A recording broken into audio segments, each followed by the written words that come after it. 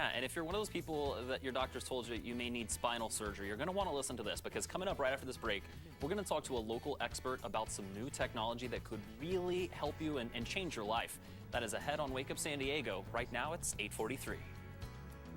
All right, it's an exciting time in medicine with technological advancements that are changing the way patients and doctors alike experience surgeries.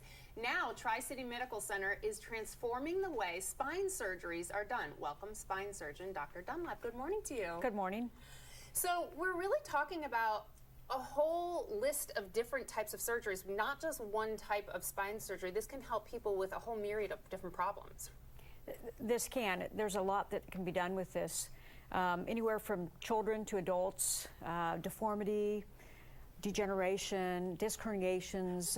In women's medicine, we see a lot of compression fractures in the elderly, and we use this new technology for all of those patients. There's a broad spectrum. So we're really talking about going from freehand surgeries to something robotic. This is the Maser system we're talking about, correct? The Maser system. It's a cutting-edge new technology. It's incredibly accurate. It's allows us to target with fine accuracy the pedicle, the vertebral body, to get into the spinal anatomy. We can do it less invasively that way, so this allows us shorter recovery times. We can get the patients up out of bed quicker within the first day, the same day of surgery. And we're looking here on the screen at some pictures. These are some before and after pictures. Tell us a little bit about what we're seeing.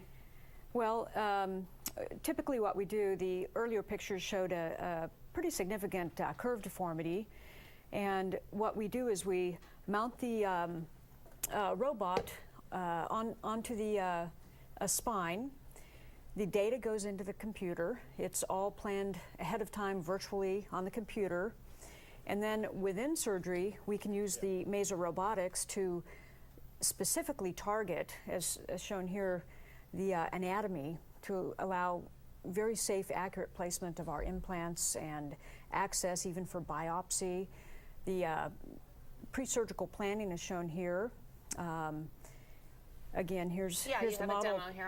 We mount the robot on the spine in some fashion, and of course the thoracic spine would come higher up, but we mount it. The robot is relatively small, and it helps, it's all programmed with the computer, so it helps us get that trajectory to get into the spine with extreme accuracy, minimally invasive, and it also is quite quick, so it allows us to shorten our surgical times and to minimize any radiation both to the patients and to ourselves, the staff in the operating room. So important to so many people with spinal degeneration or injuries or whatever it might be. Someone very close to us here at our station just had a spinal surgery, and it's just an unbelievable amount of recovery time. It's difficult. It is. The spine surgery is pretty tough on the patients at times, so we're always looking for ways to make it quicker, make it less invasive, give patients shorter recovery times, less pain, with better functional outcomes. Okay, if somebody's watching right now and they have this sort of problem and they are interested in coming to you guys